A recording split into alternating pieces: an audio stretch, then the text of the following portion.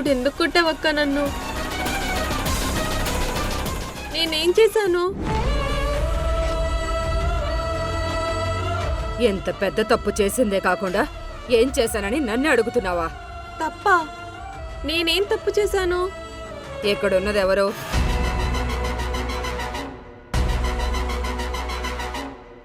వర్ష madam. వర్ష madam వస్తుంటే గౌరవంగా లేచి నిలబడకపోవడం తప్పు కాదా?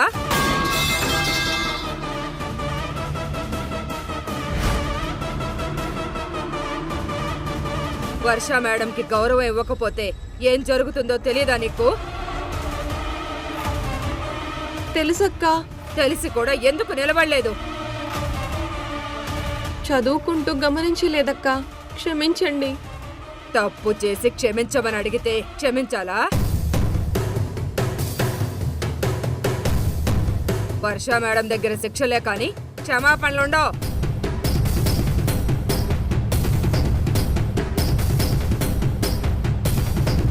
అయినా ఇప్పుడు నువ్వు ఐఏఎస్ చదివి ఏం చెంచాలనే? పోనీ నేను చెంచనా?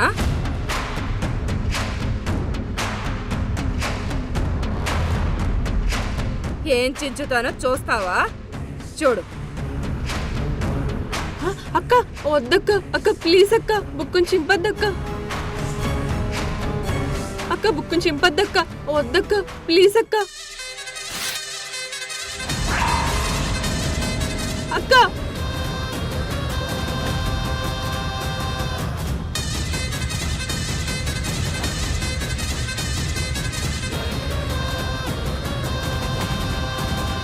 అక్క వద్దక్క, అక్క ప్లీజ్ అక్క, బుక్కుని చింపద్దక్క. అక్క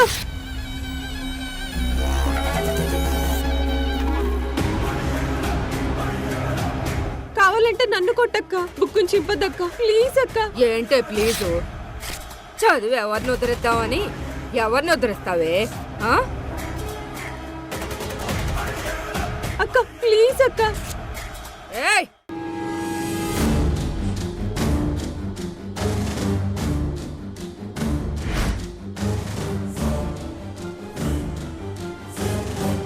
ఇంకోసారి ఇలా చేస్తావా?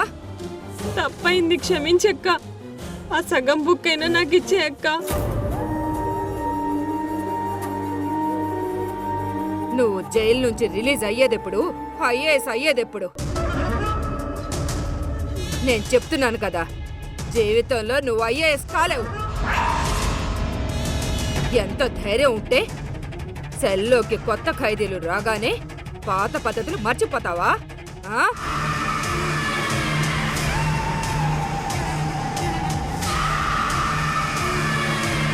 ఆ కొత్త ఖైదీతో పాటు నీకు కూడా కొమ్ములు మొల్చాయా? వర్ష మేడం వస్తుంటే లేచి నిలబడలేదు?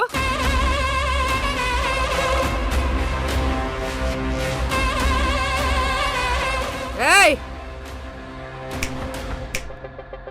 అందరూ ఇక్కడ చూడండి. ఇక్కడ పాత లేదు, కొత్త లేదు. జైల్లో అడుగుపెట్టిన ప్రతి ఖైదీ వర్ష మేడంకి సలాం కొట్టాలి. మేడం కాళ్ళ దగ్గర బానిసగా బతకాల్సిందే. ఆవిడకిచ్చే మర్యాదలో ఏమాత్రం తేడా జరిగినా మీకు పడే శిక్ష ముందు ముందు ఎంతకు మించి 10 అంతలుంటుంది.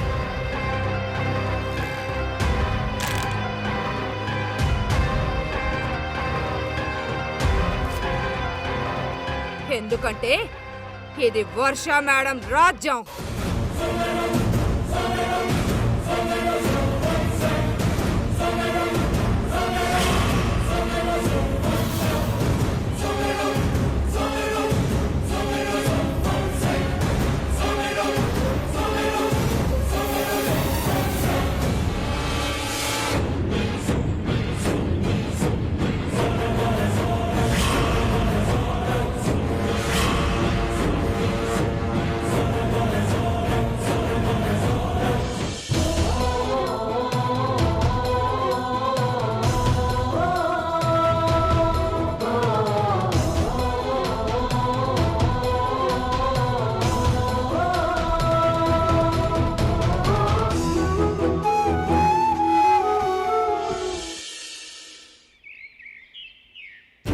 రాణమ్మ గారు అరెస్ట్ అయిన దగ్గర నుంచి ఈ కేసులో నుంచి ఎంత త్వరగా మిమ్మల్ని బయటపడేద్దామా అని ఆలోచిస్తున్నాను.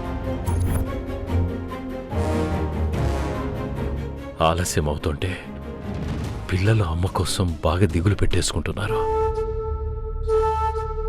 నేనేదో కోల్పోయిన ఫీలింగ్ వెంటాడుతోంది. తను వస్తే తప్ప ఈ ఇల్లు మళ్ళీ ఇల్లులా మారే పరిస్థితి లేదు. ప్రియా నా కోడలు. వాళ్ల వదినగా తను బాధ్యతలు తీసుకున్న తల్లి స్థానాన్ని భర్తీ చేయలేదు కదా. పైగా తన పెళ్లి రోజే హత్య, అరెస్టు అన్నీ జరిగిపోయాయి.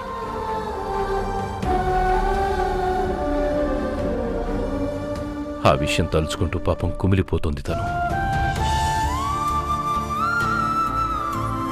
పెళ్లి తరువాత ప్రతి కార్యక్రమం పరిస్థితుల వల్ల ఆపేయాల్సి వచ్చింది. రాణమ్మ తిరిగొస్తే తప్ప అత్తగా అమ్మగా ఈ ఇంట్లో ఏది ముందుకెళ్ళదు లాయర్ గారు. ధర్మతేజ గారు, ఇక్కడ ఒక చిన్న సమస్య ఉంది. న్యాయదేవత ముందే న్యాయదేవతలా నేనే చంపాను అని నేర ఒప్పుకుంటున్నారు. నేనే కొట్టాను, ఎలా చనిపోయాడో తెలీదని చెప్పినా కేసు మార్చడానికి నాకు అవకాశం ఉండేది.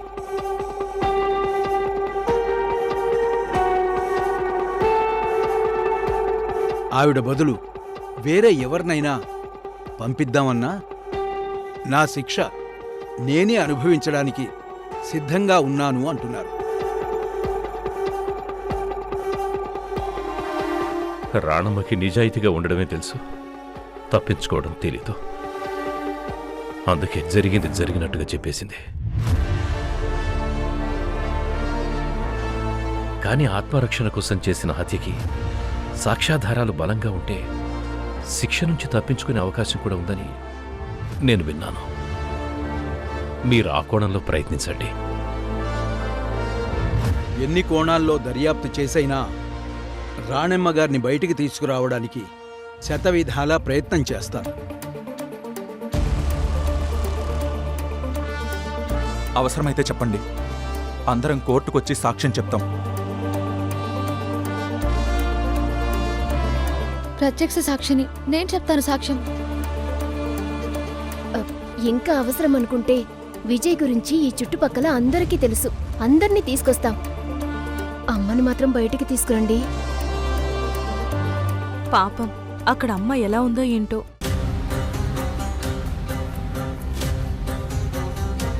అమ్మ దగ్గరికి వెళ్లే ఛాన్స్ ఏమైనా ఉందా? తొందరపడకండి, అన్ని ఏర్పాట్లు నేను చేస్తాను. తొందరగా బయటికి వచ్చేలా నేను చూస్తాను. వీలు చూసుకొని నేనొకసారి రాణమ్మ గారిని కలుస్తాను. అప్పుడు మీ గురించి అడిగితే మీరు బావున్నారని అబద్ధం చెప్పమంటారా, నిజం చెప్పమంటారా? బాగున్నామనే నిజం చెప్పండి. అప్పుడు మీరు నిజంగానే బాగుంటారు. ధైర్యంగా ఉండండి. న్యాయం మన వైపు ఉంది. సరేనా? మీరు ధైర్యంగా ఉన్నారంటేనే మీ నాన్న గుండె ధైర్యంగా ఉంటుంది. ఆ గుండె ధైర్యం మీరవుతారా?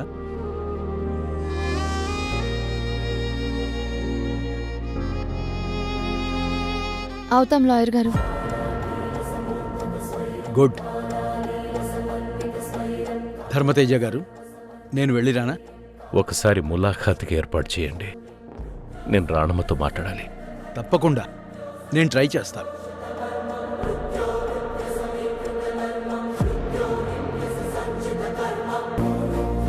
ఈయన సుప్రీంకోర్టులోనే ఎన్నో కేసులు వాదించి గెలిచారు. రాణమ్మ కేసు గెలవడం పెద్ద విషయం కాదు.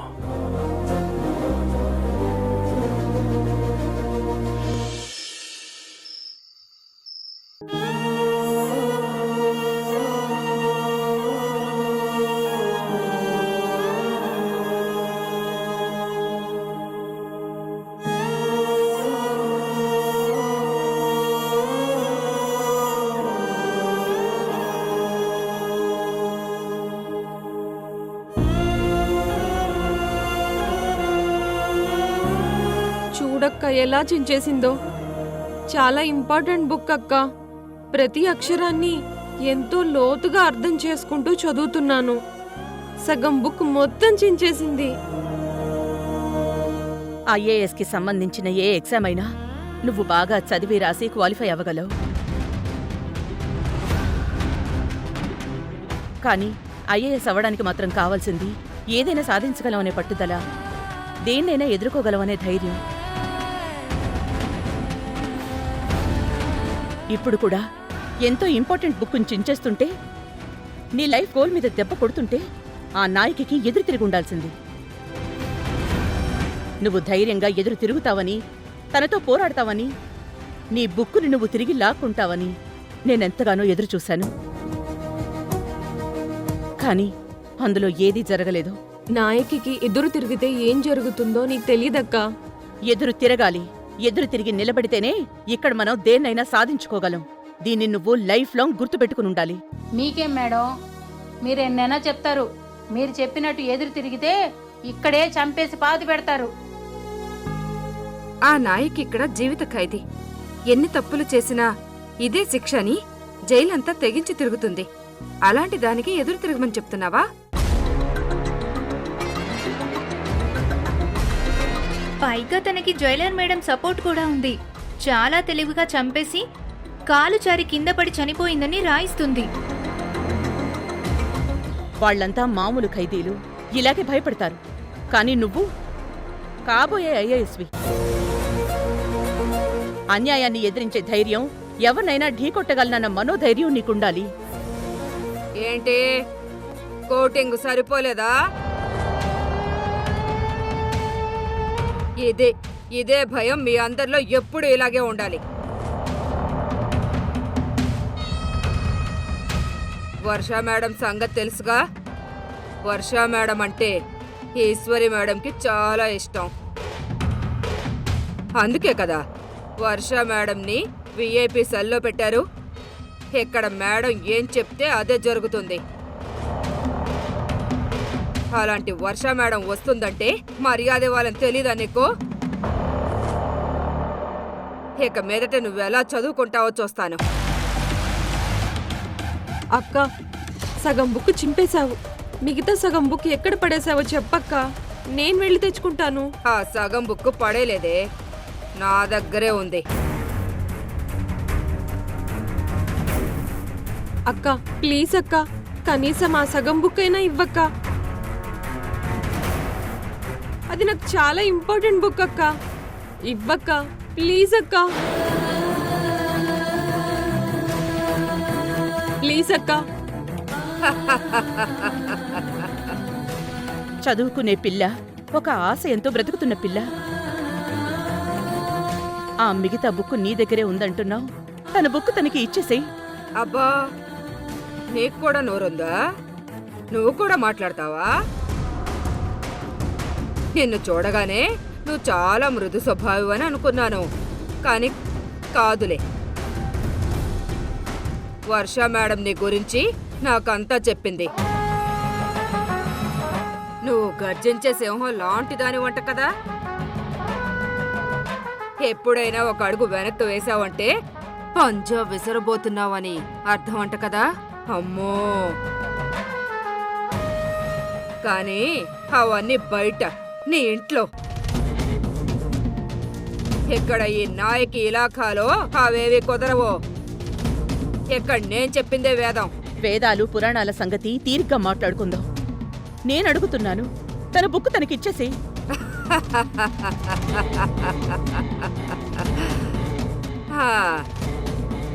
సరే ఇస్తా, నా కాళ్ళు పట్టే.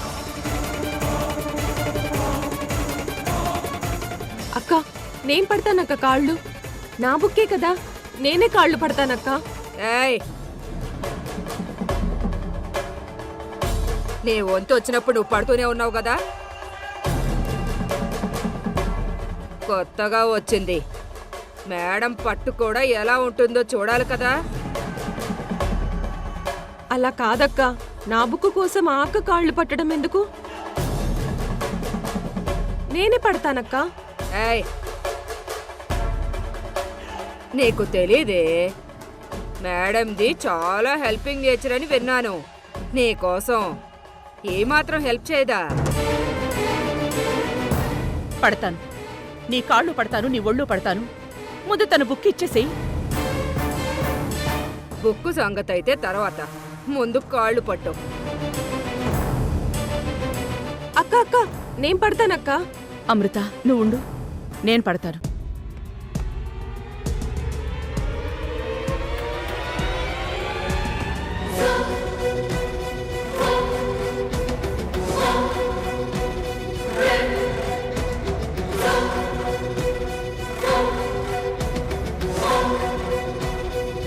చూడండి ఎంత బాగా పడుతుందో. ఆహా, సమ్మగా ఉంది. నీ పట్టు వేళల్లో ఎవ్వరికీ లేదు. చూడండి. ఆ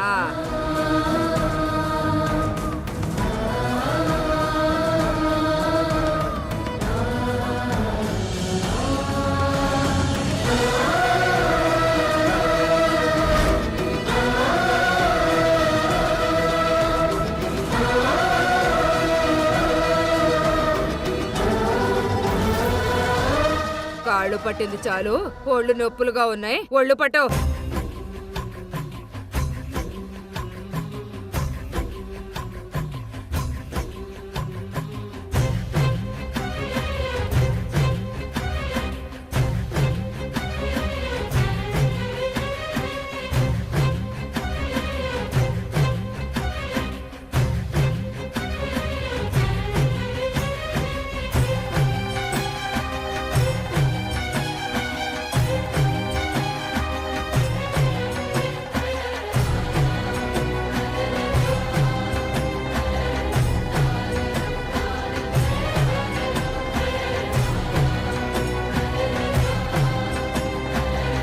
మీరు చెప్పినట్టే చేశాను కదా, ఇప్పటికైనా బుక్ ఇవ్వు.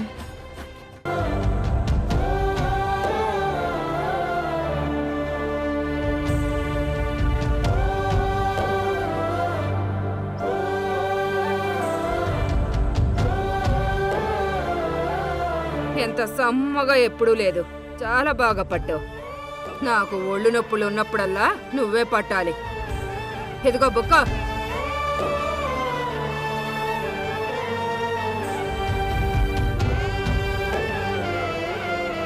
అమృత, బుక్ తీసుకో.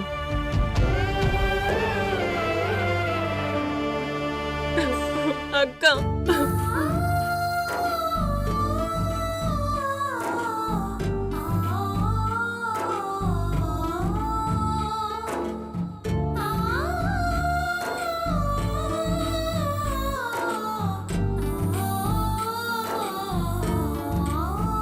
బాగా చదువుకో. చదువుతో పాటు ధైర్యంగా ఉండడం కూడా నేర్చుకో. ఐఏఎస్లా కాదు, ఆడపిల్లకు ఆ మాత్రం ధైర్యం ఉండాలి.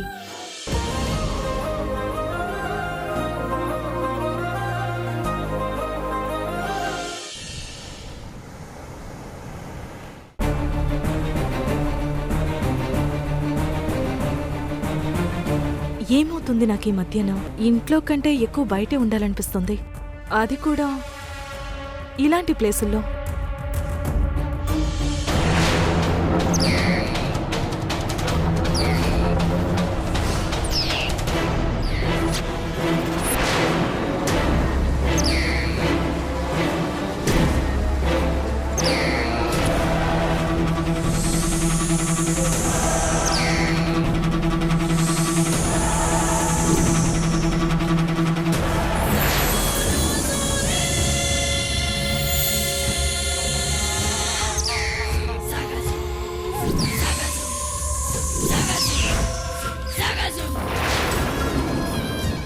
లక్ష్మి, ఆగు. నువ్వేమీ నా మీద సానుభూతి చూపించవలసిన అవసరం లేదు. నీ పన్ను చూసుకో. అది కాదు లక్ష్మి. ఇంకొక అడుగు ముందుకేస్తే బాగోదు. అరిచి గోల చేస్తాను. ఇంక జరిగింది చాలు. నా మానాన్న నన్ను వదిలే. వెళ్ళు.